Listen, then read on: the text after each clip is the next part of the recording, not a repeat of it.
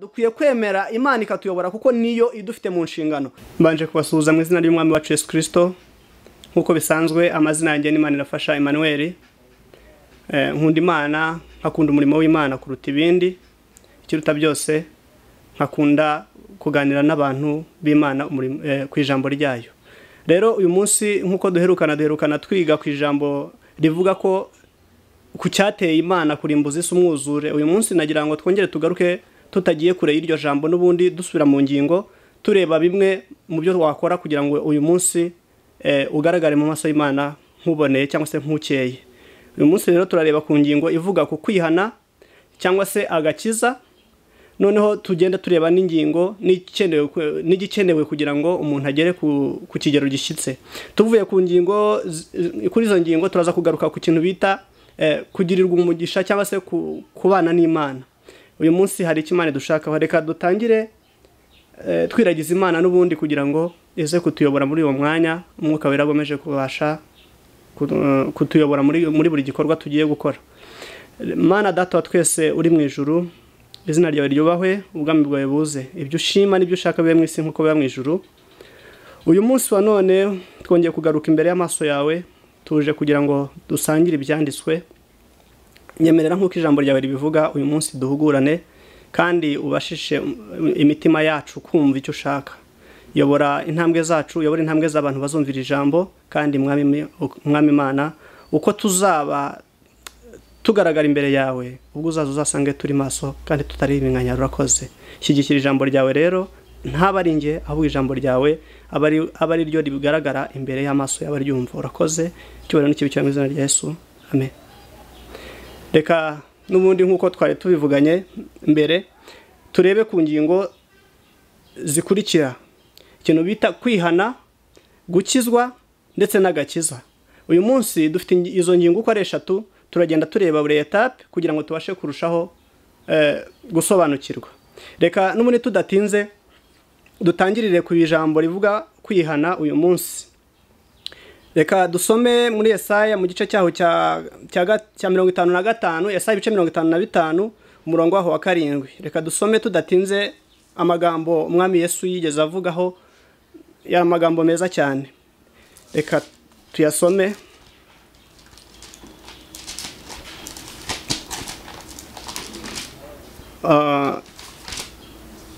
Tanu gatanu ku murongo waho wa 7. Reka dusome mu izina rya Yesu. Yesaya ibice 55 umurongo waho wa 7 haravuga ngo umunyabyaha nareka ingeso ze, ukiranirwa ariko ibyo yibwira, agarukira Uwiteka nawe aramugirira ibambe, agarukira Imana yacu kuko izamubabarira rwose pe. Tudatinze n'amagambo make cyane ariko ngira ngo atari make nkurikije nicyo dukeneye kugeraho. Harabutubwiye ngo umunyabyaha nareke ingeso ze, ukiranirwa areke ibyo yibwira, agarukira Uwiteka nawe aramugirira ibambe, agarukira Imana yacu kuko izamubabarira rwose pe. Mu ngingo tugiye kureba rero harimo kwihana, gukizwa n'agakiza. Impamvu dusomye hano ngo umunyabyaha nuko umuntu ukizwa cyangwa umuntu wihana nuko yihana ibyaha. Rero ijambo ryo riratubwiye ngo umunyabyaha nareka ibyaha bye, ukiranirwa areka ibyo yibwira, agarukira Uwiteka Imana kuko izamugirira ibambe, ngo agarukira Imana yacu kuko izamubabarira rwose pe. Uyu munsi rero tugiye kureba ikintu bita agakiza. Rero nuvuga ngo agakiza icyo gasobanura nyirizina mu ntego z'ijambo ry'Imana, gasobanura kwihana ibyaha kandi ukabireka. Twabivuzeho gatoya mu ijambo ryabanje rivuga ko ku cyateye Imana kurimbuza isi umwuzure. Ubwo twarebeye hamwe tugasanga icyateye Imana kurimbuza isi umwuzure nuko abantu bari baramaze kuba abanyabyaha, bari baramaze kuba babi cyane nyine. Noneho Imana ikomeza kubabazwa n'imikorere y'abantu cyangwa se n'uburyo abantu bamaze kuba abanyabyaha, biyitera kurakara, irakarira abantu, ihitamo kurimbuza isi ya mbere umwuzure. Uyu munsi rero niba isi ya mbere yarimbujwe umwuzure, twe turi mu isi ikurikiriye abanje kurimburwa. Nyuma yuko Sodoma n'Igomora harimbuwe ho, ntabwo harimbuwe isi yose, ahubwo harimbuwe uruhande rumwe. Uyu munsi rero none icyo dukeneye ni iki? Ni ukumenya neza niba twebwe turi kugendana n'Imana kugira ngo igihe kirimbuka kigeze dushobora kubaho tukagira umugisha nk'uko Nowa n'urubyaro rwe n'abakazana be n'abuzukuru babashije kugira umugisha ku Mana bakarokorwa igihe kirimburwa cy'isi. Uyu munsi none iki rero dukeneye? Twe dukeneye kwihana, gukizwa, kugira ngo tubashe kugirira umugisha ku Mana. Nowa we yarakeneye kumvira no kwizera Imana, kuko Imana yaramurebye ibona arizera, ibona abana n'Imana kandi agakiranuka, ihitamo kumugirira ibambe. Rero uyu munsi ninjye nawe turi kubwirwa kugira ngo duhugurane bikitwa uyu munsi ku ijambo ry'Imana, turebe icyo Imana dukeneyeho. Reka n'ubundi nk'uko aya magambo tuyasomye dusanze atubwira ngo umunyabyaha nareka ibyaha bye, ukiranirwa areka ibyo yibwira, hanyuma ngo agarukire Imana izamugirira ibambe. Uyu munsi bikitwa uyu munsi hindukira. Wari umaze gutana, wari ufite ingeso, wari ufite byinshi wagiyemo byagutandukanyije n'Imana, ihane ibyaha byawe, uhindukirire Imana kugira ngo ikugirire ibambe. Imana idufashe kandi tugirire neza cyane. Ntabwo ari igihe cyo kwirara, kuko igihe turimo benshi murakizi, ni igihe gikomeye, ni igihe cy'abantu bari mu gahuge bihugiyeho, ariko bari kwibagirwa ko hari Imana yabaremye. Turaza kureba byinshi, turaza kureba nuko Imana yaturemye n'icyatumye turema n'impamvu ikidukurikirana kugira ngo twihane. Ni urukundo gusa Imana idukunda. Imana idufashe kandi ikomeze kubana natwe. Reka dukomeze n'ubundi nk'uko twatangiye dusoma muri iki gice cya Yesaya ibice 55 twahasomye hari amagambo meza. Unakomeje gusoma iyi mirongo yakugeza ku ntego nziza y'agakiza. Reka turebe rero muri ibi bintu twihaye harimo kwihana, gukizwa n'agakiza. Rero niba tumaze kubona ko agakiza cyangwa gukizwa bisobanura kwihana ibyaha ndetse ukabireka, tukaba tubonye aho ijambo ry'Imana yabwiye Yesaya, iramubwira ngo umunyabyaha nareke ibyaha bye, n'ukiranirwa ariko ibyo yibwira. Nuvuga ngo nyine Imana irashaka ko tuba dutunganye mu maso yayo. Reka tudatinze dukomeze tureba n'indi mirongo ishobora kudufasha gusobanukirwa icyo Imana idushakaho. Reka dusome tudatinze muri Yeremiya mu gice cyaho cya 18 ku murongo wa 5, turebe noneho abakeneye gukizwa cyangwa ninde ukeneye kwihana. Ninde muntu ukeneye kwihana, none tubone kumenya gukomeza n'intego zacu. Yeremiya ibice 18 ku murongo wa 5. Yeremiya ibice 18 umurongo wa 5. Reka dusome mu izina rya Yesu. Umutwe waho w'amagambo uravuga ngo ikimenyetso cy'umubumbyi n'ikibumbano cye. Reka tudatinze dukomeze dusoma n'umurongo wa 5. Ngo maze ijambo ry'Uwiteka rinzaho riti, yemwe ab'inzu ya Isiraheli mwe, mbese sinabasha kubagenza nk'uyu mubumbyi?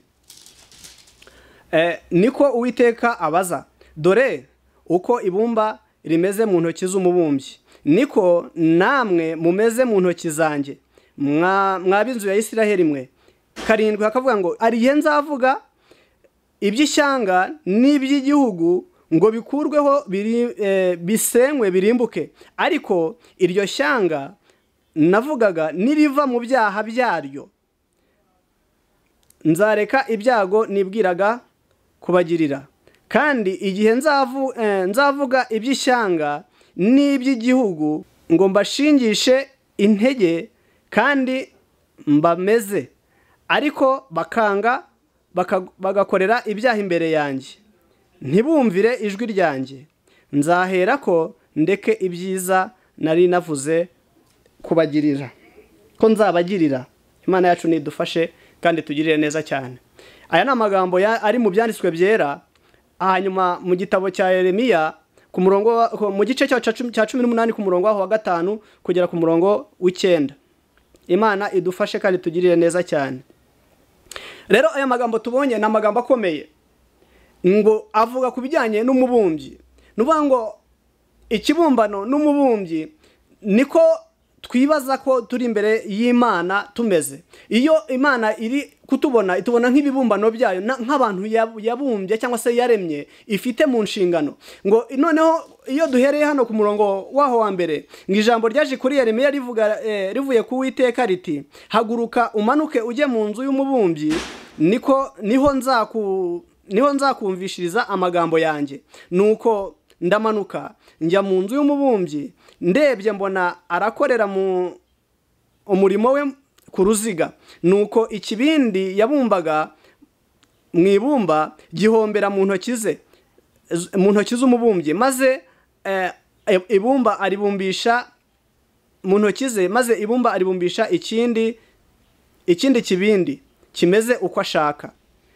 Nibwo twageze ku murongo waho wa 5 haratubwira ngo maze Uwiteka, ijambo ry'Uwiteka ryongera kugaruka kuri Yeremiya riti yemwe ab'inzu ya Isiraheli mwe, mbese sinabasha kugenza nk'uyu mubumbyi? Mbese uyu munsi umubumbyi niba yarari kubumba ikibindi gisanzwe, uyu munsi noneho tukaba tubonye neza ko ikibindi yabumbaga, Imana yamanuye Yeremiya kugira ngo arebe uburyo umubumbyi abumba, imwereka umubumbyi ari kubumba ikibindi arimo akikibumba, ngo haza kugera igihe cya kibindi yabumbaga kirashwanyuka, nticyacyongeye kugira iforomo. Noneho ngo umubumbyi we icyo yakoze nuko yafashe cya kibumbano cyangwa cya kibindi yabumbaga, arakivanga, arongera agikoramo ikindi kibindi giteye uko ashaka. Noneho Imana nibwo yongeye gutuma Yeremiya, aravuga ngo noneho se ngewe sinabasha kugenza nk'uyu mubumbyi. Iki ishatse kuvuga ni iki? Twari tugiye kureba ninde ukwiriye kwihana, kuko turacyari mu ijambo kwihana, gukizwa n'agakiza. Ninde muntu ukwiriye kwihana? Nicyo turi gushaka gusobanukirwa rero, ninde muntu ukwiriye kwihana. None tubonye hano Imana imaze gutuma Yeremiya kureba uyu mubumbyi, we amaze kubona ibyo abonye, Imana iramubwira ngo none se nge sinagenza nk'uyu mubumbyi? Ab'Imana yabumbye, ab'Imana yaremye, ab'Imana ifite mu nshingano, nitwe dukeneye kwihana uyu munsi, bikitwa uyu munsi. Imana idufashe kandi tugire neza cyane. Reka dukomeze dusoma n'aya magambo rero, ngo tugeze ku murongo waho wa 5, dusomye umurongo wa 5 tukajya ku wa 6, ngo niko Uwiteka abaza ngo dore uko ibumba rimeze mu ntoki z'umubumbyi, niko namwe mumeze mu ntoki zanjye. Imana idufashe kandi tugirire neza cyane. Uwiteka we yaturebye uko ibumba ryari rimeze mu ntoki za wa mubumbyi wabumbaga ikibindi, iyo aturebye nikabona twe tumeze mu ntoki ze, ari kutugenza uko ashaka. Ngo mbese we ntiyabasha kugenza nka wa mubumbyi, akabasha guhindura cya kintu cyangiritse kikaba kizima, akabasha gufata cya kintu kizima kikangirika. Niyo mpamvu tudakwiye kwirara, dukwiye kwemera Imana ikatuyobora, kuko niyo idufite mu nshingano. Uyu munsi rero bikitwa uyu munsi, ikidusaba ni ukwihana. Imana idufashe kandi tugirire neza cyane. Twasomye mu ijambo ribanza muri Yesaya, muri kiriya gice cyaho cya 55 ku murongo wa 7, hatubwiye ngo umunyabyaha nareke ibyaha bye, hanyuma ukiranirwa reka ibyo yibwira, agarukira Uwiteka Imana nayo izamugirira ibambe. Ngo agarukire Uwiteka Imana kuko izamubarira rwose pe. Imana ntabwo rero iri kure yacu, iri hafi kugira ngo itugirire imbabazi kandi itubabarire nitwihana. Turi kumuganira ku ijambo bita kwihana, tukongera tukagaruka ku ijambo bita gakiza, hanyuma tukagaruka ku ijambo bita gukizwa. Uyu munsi ninjye nawe tubwirwa, niyo mpamvu nari mbanje kugira ngo dusome hano muri Yeremiya, turebe ni bande bakwiriye kwihana cyangwa ninde ukwiriye kwihana. Ni umuntu wese Imana yaremye ikamushyira ku isi kubwo kudukunda. Reka dusome nanone tudatinze, uko ibyanditswe bifite umumaro wo kutwigisha no kutugirira, bidufite umumaro wo kutwigisha no kuduhugurira kujijukira Imana. Imana idufashe kandi tugire neza cyane. Nuko dukomeje gusoma ngo nuko sinabasha kugenza nk'uyu mubumbyi, niko namwe mumeze mu ntoki zanjye, mwanzu ya Isiraheli mwe. Imana idufashe kandi tugire neza cyane. Ab'inzu ya Isiraheli babwirwa ni twebwe abemereye Imana, ni twebwe abamaze gusobanukirwa, ndetse n'ab'Imana n'abamaze kumenya neza ko Imana yabaremye, abo bamaze kwinjira mu nzu ya Isiraheli. Imana idufashe. Reka dukomeje dusoma ibyanditswe byera, kuko aricyo dushaka. Dufite intego zo gusobanukirwa ibi bintu uko ari bitatu, hanyuma twamara kubisobanukirwa tukabasha kuzabisobanurira n'abandi.